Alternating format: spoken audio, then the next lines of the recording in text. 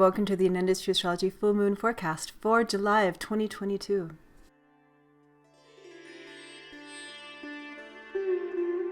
The moon is waxing, the energy is increasing. How are you feeling? The moon is waxing, growing bigger and brighter, and on July 13th at 11:38 a.m. Pacific Time, the moon will reach its peak brightness, oppose the sun, and then begin to wane again. Feeling some intensity building? The moon is getting bigger, and so is the life energy on this planet. The moon is said to hold manas, the mind, the energy of the mind within it. And as the moon grows fuller and bigger and brighter, so does the activity on this earth. The life energy grows, and our minds can become more active as well.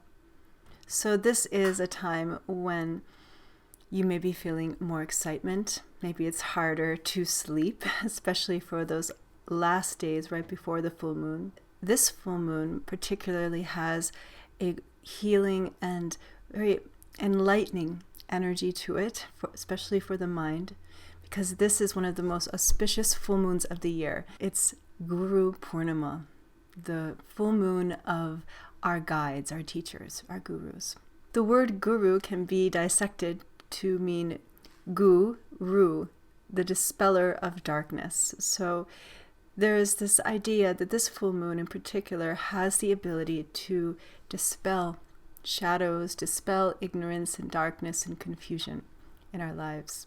The full moon is in the area of the sky or the nakshatra called Uttara Ashara. Uttara Ashara nakshatra. Uttara Ashara is ruled by the Vishvadevas. These are the sons of Vishva, the sons of Dharma, who have very positive and hopeful qualities that uplift humankind. Dharma is righteousness, right? Or right action, or actions that bring peace and harmony to this earth. So qualities like truth and justice and righteousness come forward under this full moon. Uttara Ashara is symbolized by an elephant's tusk, and also connected to Lord Ganesha, the elephant-headed god who removes obstacles. So this nakshatra is particularly connected to success, removing obstacles, overcoming obstacles in our path. And that's why it's also translated as one of the stars of victory. Uttara Ashara is the later victory, or sort of the higher resonation of victory that brings in these dharmic qualities of goodness and truth. We do have some really auspicious planetary positions right now as we head towards this full moon. Many planets are in their own sign, including Jupiter in Pisces and Mars in fiery Aries, Mercury in Gemini, Venus just leaving Taurus, and Saturn backing up actually right before the full moon into Capricorn again. And this may be a little bit of a backstep or a revisiting some karmic issues that have been prevalent in the last couple of years. But overall, this full moon has a very auspicious window. So if there is something that you want to begin right now, or maybe some kind of action that you want to take to push through some obstacle or blockage that you've been dealing with, this full moon is a window of opportunity, really shedding a lot of grace and hope onto the world right now. And vision. Guru Purnima is about vision of a better world and how we can help support that. And what better way, right, than education? And that's a really big part of what this full moon's about.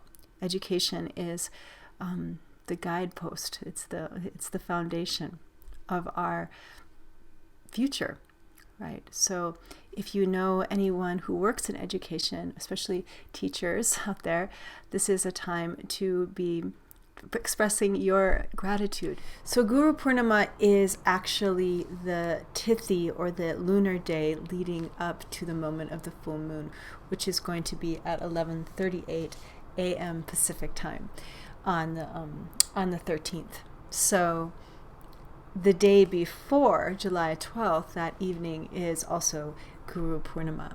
So that is the time to be making celebrations, or if you do ritual puja for your guru, that is the time to be doing it, as the moon is waxing right before the full moon is complete. Now, after this full moon, fiery Mars is going to be still in Aries up until mid-August. And Aries is a fiery sign. And so when Mars, which is a very agitating, active energy, is spending time in this sign, there is more energy and courage and activism. But as Mars moves over Uranus and Rahu, the head of the snake that causes eclipses, right at the end of July, it does look like things are kind of reaching a crescendo. It's pretty fiery and impatient, maybe too flammable kind of energy. So it's a time to be taking steps despite our fears or our hesitations. I think it's a great time to take risks, especially if you're a person who is struggling to do that. But also be aware there is a balance, especially near the end of July, to balance that out with the awareness and consciousness of impatience and intolerance and these kinds of qualities. Guru Purnima is a time to honor our guides and also our inner navigation system, right? Our inner guides, our inner guru. So this is a great full moon to be connecting to that voice within as well. And also, if you have a guru, a spiritual teacher, to be connecting with them, remembering their teachings, remembering how they've shaped your life and uplifted you. This full moon is a celebration of how to come into alignment with the universe, with our guides, with the truth within ourselves as well. So let's just take a look at what the tarot cards have to say about this full moon in Uttara Ashara Nakshatra.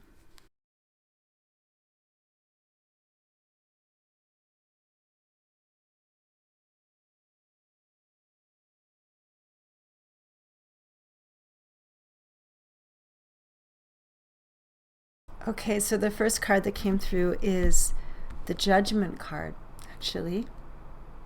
It's fiery, very fiery card.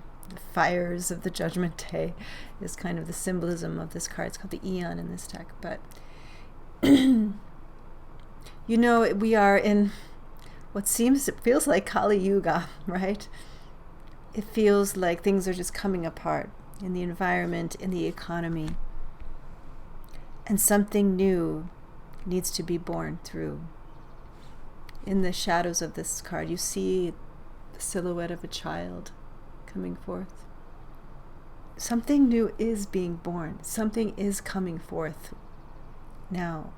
And whether it's a great soul actually literally physically being born, or some new part of yourself, something is evolving rapidly right now. Now, with this full moon, especially moving forward, I feel like it's a time also to be really grounding in with, yes, who is our guiding force? Where do we take refuge? How do we hold on to the earth? How do we support ourselves as well? There's been a lot of financial insecurity. Here's Capricorn here. And as you know, Saturn is backing up into Capricorn now, back revisiting, like I said, some of these themes. Maybe it's issues of the pandemic resurging. Maybe it's issues especially around Capricorn, which is financial security, like I was saying. But there's a possibility now to really wrap up karmic baggage, to really do the final work, a great work.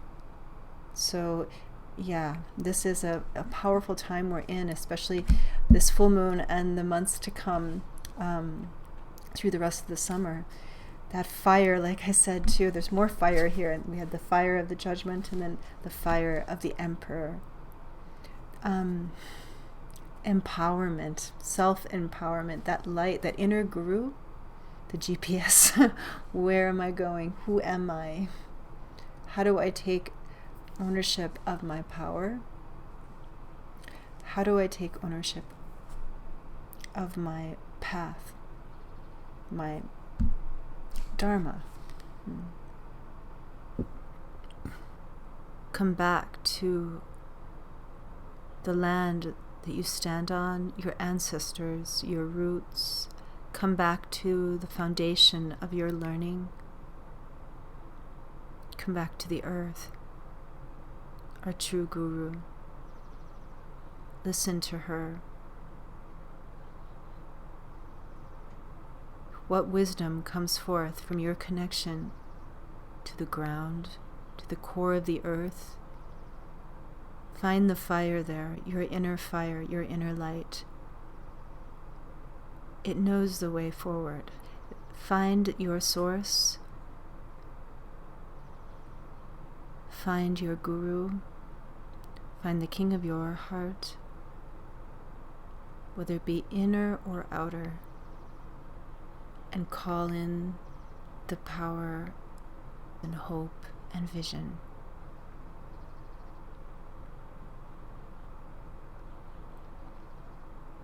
Thank you for coming to the Vedic Astrology Full Moon forecast, this very auspicious full moon forecast of Guru Purnima. Happy Guru Purnima.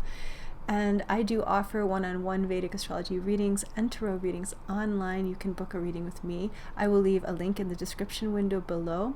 And also check out my blog. I write a blog every 2 weeks or so, and it often has more information in it than I say on these videos, so check that out. You can get on the newsletter. It's free. You can also calculate your birth star on my website when you sign up for my newsletter, and do subscribe to this YouTube channel, and I will see you soon coming up on the next new moon. Take care.